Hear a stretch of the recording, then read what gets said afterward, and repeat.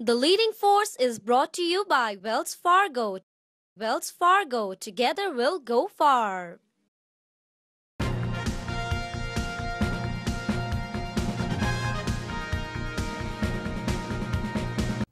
Welcome back to the show, The Leading Force. With us, we have Peter Kothari. Peter, very interesting journey into US, as you said, the reasons and the conditions you settled down with your mom. Now you moved from a very traditional state of Gujarat, which is vegetarian. You hardly would see liquor at that time, very peaceful, loving people, and you move into the first world, New York. I assume you landed in US. Any cultural conflicts you faced, any issues you faced? How was it in the beginning? Well, it was a very different things because I did not go that often anywhere in India either. Means few places we went there, but not like that kind of luxury we didn't have. So coming to US was a very big things. Secondly, I had a very clear in my mind that I'll be returning soon. So I was not much interested here anyway. Some people wanted to come in this country, and I was not keen in coming anyway. So what did you do when you came So here? my sister came to pick me up. She lives in Cleveland. She came specially to New York, and in a 2 3 weeks I asked that let's book the reservation and go back. I don't want to go to college. I just want to make sure that we call Ben, my mother, because Benji will be happy, so I have come here. And you push her, so I am here. But this is not my cup of tea, and I don't want to be here. So in 3 weeks, I told her to make a reservation and I want to go back. And it was a cold weather also and can't go out much. And I used to drive and everything in India and I cannot do anything, totally dependent. And that was not my kind. Finally, my sister almost agreed with me to go, but then she told me, because we had so many pictures with me and came from India, because I don't know, have you been to Baroda, but Yeah. you know the platform is how big a platform railway. Railway station. And I took the travel train. a second class. That was the maximum we can travel at that time. As I was going to US, so I was allowed to travel second class. Otherwise, we travel in Third class. right.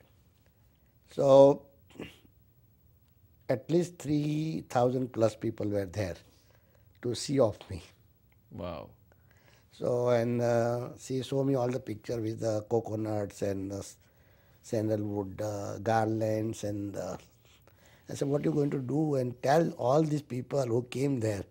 How are you going to explain them? Okay, you are coming back in 3 weeks. Wow. And she said that, okay, I will definitely buy you a new ticket. You don't have to stay.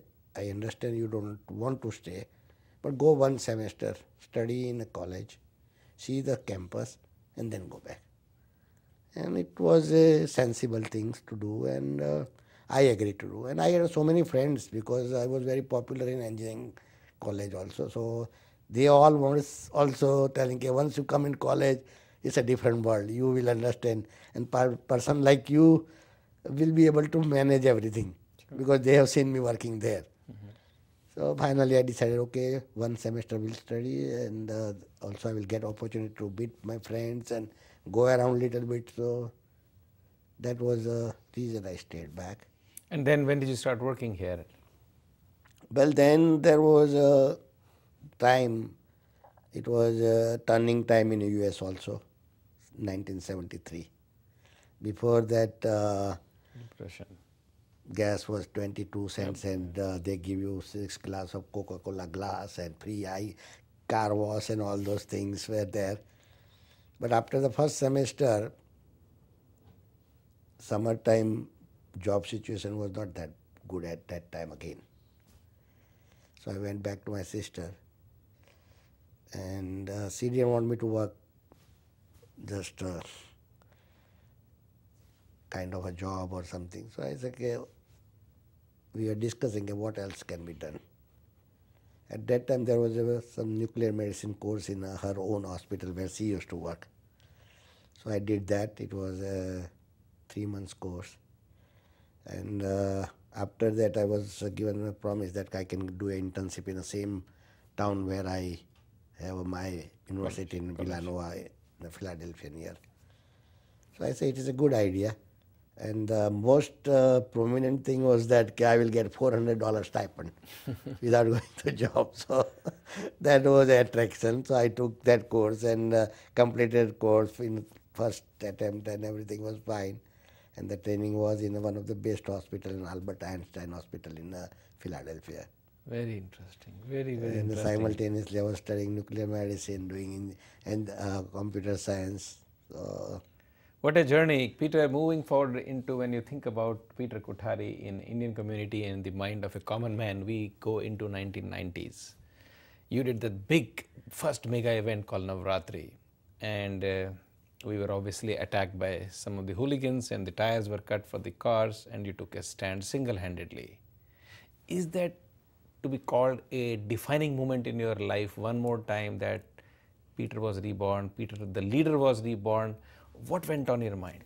see, from 73 to 90, it never occurred me to involve in anything, because my promise was with my parent that if I stayed back, I'm not going to. And during that journey also, there was a one moment I had a chance to go back.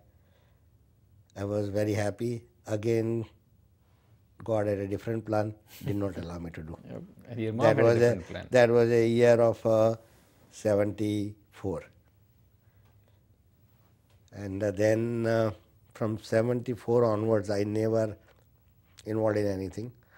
But I was mingling with so many people, because all my friends and everybody, they always in a weekend with their families in a small apartment at my place, rather than we two people were sharing apartment, and I was a bachelor. So all family people will come to ours, and their children insist to coming to us. So in a way, I was in contact, but not involved in Any kind. organizing. But this single event of Yeah, but the Navratri, that attack, that was an no, Indian community. 1990, I moved from one part of a Woodbridge to Oak Tree Road. That time a few businesses were there. Right. And I took a place which was empty for 18 months. And I opened my office. Very first day, my glasses and everything was broken, and very first day. That was a turning point, and I got involved. That is a defining moment in your That life is a when you look defining back. moment.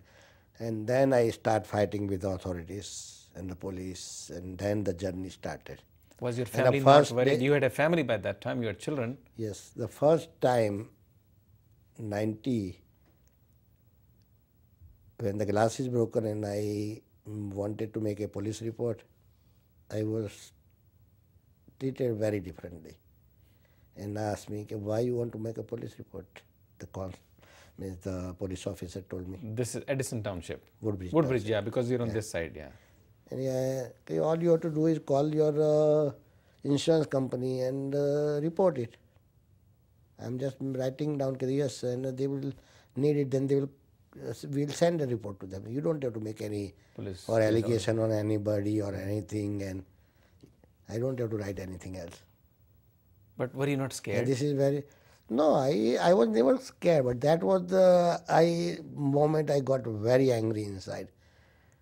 And many people warned me also before that, "Okay, this is the place, we have every store has a iron gate in front of them. There are few stores, but all of them. So they warned me, here you should put iron gate also. And it's a brand new office, I make it, and they wanted to put iron gate in front of the office. I said, nobody knows me, why somebody will bother me? I am not in any kind of retail business, or anybody can target me or something. Okay, you will find it out. All the neighbors told me at that time. How about your But- family? They didn't get worried about you? Your safety? Yes, it security? is. My wife was little afraid that something can go wrong. and my family didn't want me to do a travel business first place. So they wanted me to move to Florida, and I decided to stay back here, and that was the. So I started to. My first fight happened in 90s with the mayor of the township, and Who was the mayor at that time? Joe DiMarino. And he was about 6 feet 7 inch or 8 inch tall, and maybe more than 300 pounders, and he was known as a very strong man. But he did not know the strong man from India. And so we had a meeting at that time, and I remember with me, Chandrakant also just came from India, so he was there. Not just came, but he was starting to make his restaurant. Then the Raj Vakharia was there. You know all these people. Yep. So They told me how this Mahesh and all these people were there. Praful Vaid was there. We went there, and I told him that you are a racist mayor. There are 400 complaints already on your book, and there was a police commissioner also there, and you have not arrested one person as per your reports here. And we have a capabilities to read name of the street from the 2,000 feet up, and here in the 2 blocks you are not able to arrest one person. And you are a racist mayor. He got very angry with me, and everybody was holding me back, and no, you don't argue, it's a dangerous. And I was never afraid at that time also. You were very, now this is... in his office I told like this, you are a racist mayor.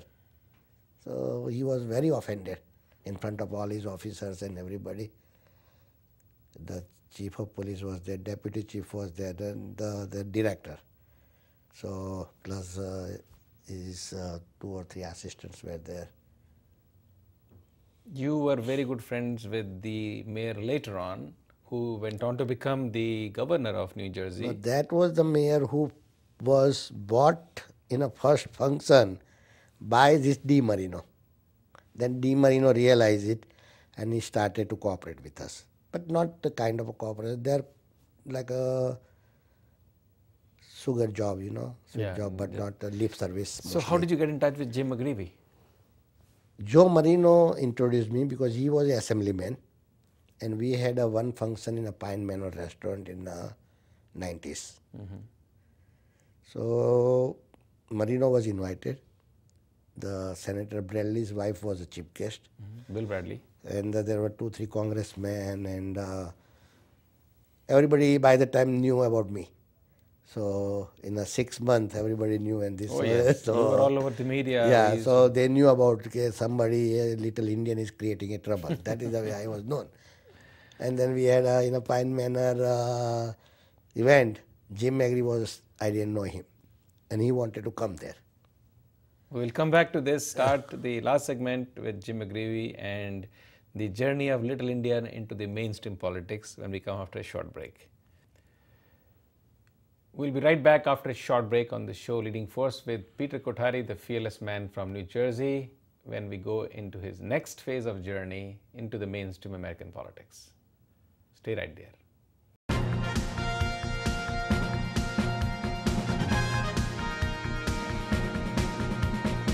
The Leading Force is brought to you by Wells Fargo. Wells Fargo, together we'll go far.